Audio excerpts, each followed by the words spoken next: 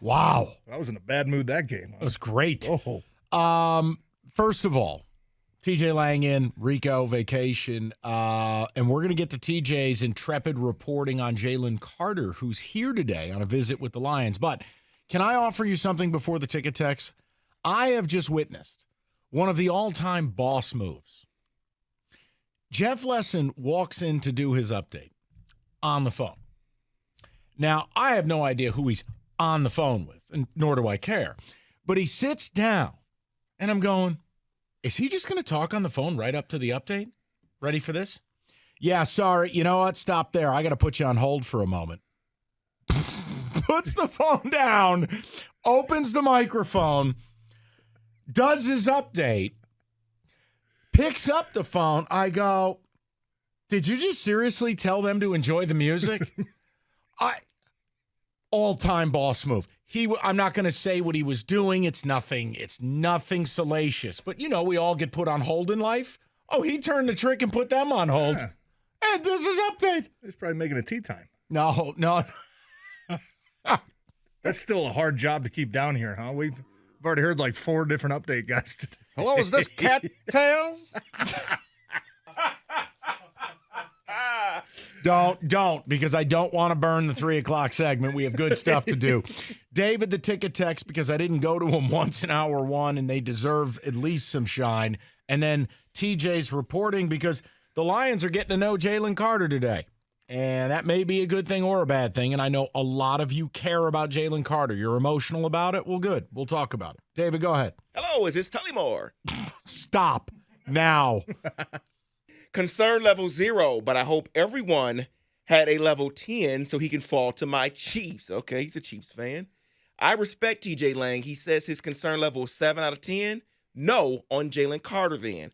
Kalijah Cansey had more production at 3 technique defensive tackle like Aiden has. They're William different. And Ypsilanti. They're different players. Cansey's like 50 pounds lighter. He's a disruptor. He's like a D-end at D tackle. It's okay. I like Cansey a lot. So do I at 18. He's got to be used the right way. Yeah, but and like he'll never play 60 snaps in a week, ever. I think he's going to be a good player, though.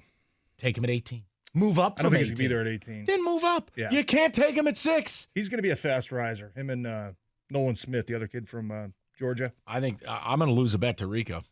I said Smith wouldn't go in the top 12. I think he is. I think so, too. I think Cansey will be up there, too. I think he's going to rise up, especially with this. If Jalen Carter continues to fall, who's that next D tackle? I think it's Cansey. You keep slandering him. It's sure going to happen. David, go ahead. All we need is 1 Super Bowl. If he doesn't make it to a second contract, that is fine, as long as he helps us get to 1 Super Bowl. Thanks, Brian. Level of concern, 5 out of 10. I want Carter at 6. I believe the current coaching staff, players, and overall culture would help him mature. All right. With that in mind, let's explain why we're getting ticket text like that. And TJ can tell you in his own words. It just, TJ, obviously, dude played, has made some calls. It's not representing the team. It's TJ just being an adult, and he's bored, and it's a chance to get away from his kids. So he hides in the bathroom and makes NFL phone calls. Well, as a part of that, he's getting a lot of negative intel on Jalen Carter. And you said your concern was a 6.5 or 7. It's not about the misdemeanor, and it's not about a bad pro day. Yeah. It's that there are the people you're talking to a legitimate concern about character concerns with Jalen Carter. Yeah. So my question was, hey, guys, you guys are emotional about Jalen Carter. I'm not. If they take him, I'm going to trust they did the legwork, and today he's here. I will trust that he knocked it out of the park, and they're going to take him. And if they don't, I'm completely unemotional about it because I think they've got a pretty good track record with the picks up high of what they want. They haven't bombed one yet. Yeah. So we'll go with it. And today could go good or bad for Jalen Carter.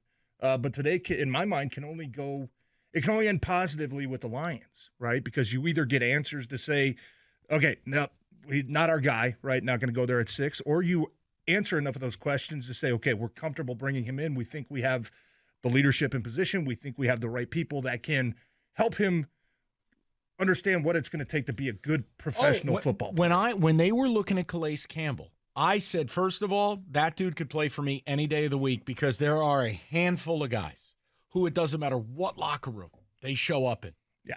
They could open their mouth day one and everyone's going to listen. Calais is one of those guys.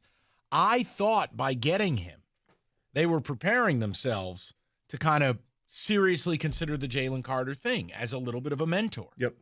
But I just, look, guys, I'll throw it out to you because this is one, when I feel strongly about something, I don't BS you, but I don't feel strongly about this because I do think Tyree Wilson's a really good player because I have been selling you on the idea of moving up for Will Anderson since the day the season ended.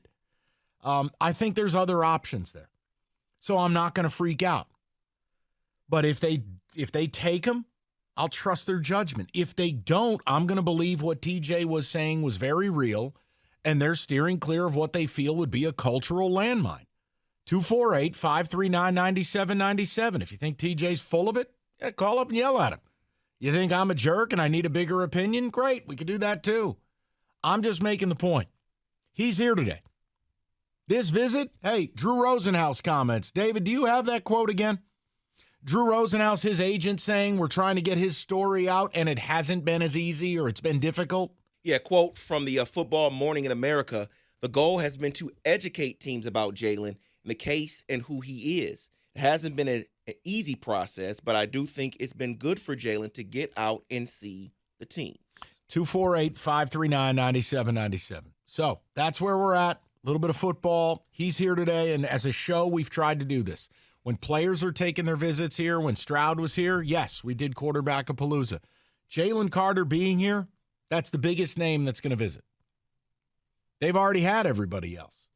Who else would they have now? See, what is the official list of visitors? Now, I know you wouldn't be able to spill the beans, but being that you're a little bit tied in, are there some people that haven't been reported that have been in? Oh, I'm sure there have. No, not that you're sure that you have. Do you have the list in your pocket? I don't. What do we got? I absolutely don't know. And I think nowadays it's more public knowledge than it ever has been in the past. Exactly. For some reason. Now but the you key seem is, to know everybody. We don't have all 30 names. Right, yeah. So I just, nothing better for radio is if we get a report that in the middle of the night, like the Baltimore Colts moving vans, Anthony Richardson was here or something. That's what we need. That'd be juicy. But I do know that they said, last year the Lions do that draft. I can't remember what they call it, but they post the video out, of the draft room and picking guys and all this. And there was a staggering amount of the guys that they chose were also on pre-draft visits with them as well. So I don't think that they bring in a whole lot of people that they're just not interested in and trying to throw up smoke screens for other teams. I think the guys that they bring in, they're genuinely very interested in getting those players. No, what did you make of the C.J. Stroud visit? Doing your due diligence, doing your homework. Is there a chance that he falls to 6? I don't think so, especially with how many quarterback-needy teams are there. But why Stroud? They didn't bring in Bryce Young. They haven't brought in Richardson that we know of. Now, they were involved at the pro day. Yeah. They haven't brought in Levis. Why Stroud? It just seemed odd to me if you're not moving to 3. See, I thought it was an indicator.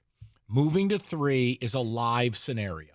They know Bryce Young's going number 1, which means it's Will Anderson, who, correct me if I'm wrong, has Will Anderson been to Rotunda Drive? Yes, he has. He has? To what last I'm week, reading. I think. Okay. Yeah. So, Will Anderson or Stroud is your pick at 3 if you move up. Fair? That's what I read into it. Because you're right. Too. There's no way he's moving to 6. Yeah, and that's no, absolutely not. You like Stroud? I do. The more I think about it, the more I start to like him. And this is rare because fan hatred aside, with the whole Ohio State things, I just don't think that Ohio State quarterbacks necessarily come in as NFL ready as other guys do. You watch Ohio State, you watch the system that they play in, you watch, how many times guys are wide open. Guys are wide open, and it's just like that, just chuck the ball 40 yards, touchdown, right? There's not a whole lot of pro reads that I think the quarterbacks are asked to do at Ohio State. I thought Bryce Young was more impressive this year because they didn't have a good O-line and they didn't have NFL receivers. Yeah. I like that he struggled a little bit, but he pushed the team through versus a guy, for Christ's sakes, they lose Jackson Smith and Jigba, but you have Marvin Harrison Jr. Yeah, you got 5 stars.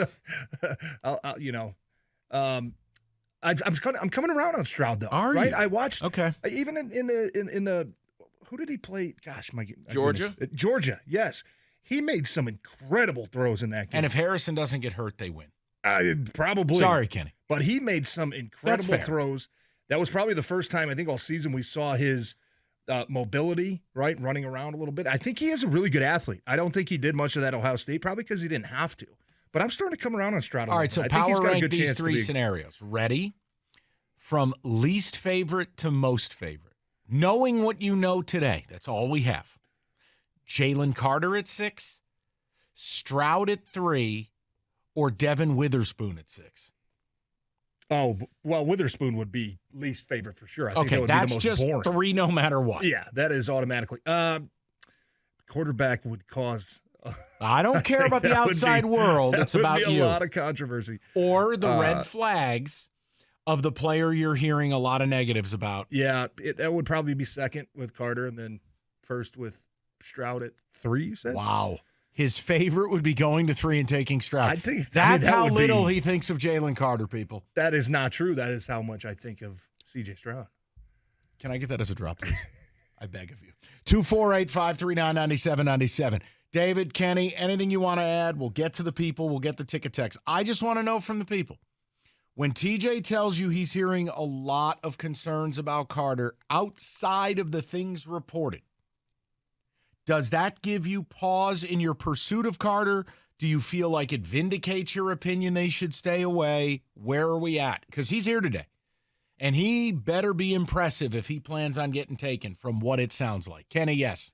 The only thing that would change my mind is if this visit goes so poorly that Brad Holmes and Dan Campbell say there's no shot. We can't. This kid's if we move up to 3 or if we stay at 6, this kid's undraftable. We're not going to do it, at least not at this position. I've always wondered, what do you have to do? Because TJ said this, Kenny. You get coached on this stuff. What do you walk in and forget to wear pants?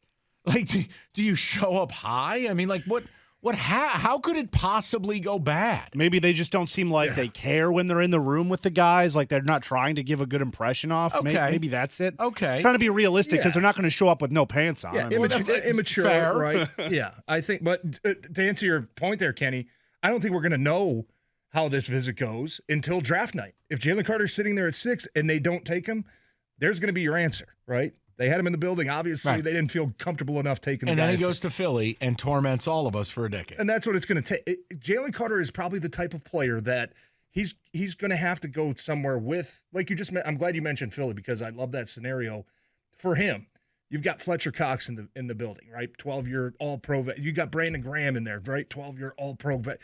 That is the type of scenario where a guy with character concerns or issues or immaturity, whatever it might be, that's where they almost need to end up to be able to flourish and learn how to become a pro. 539-9797. I hate that it's going to happen, though.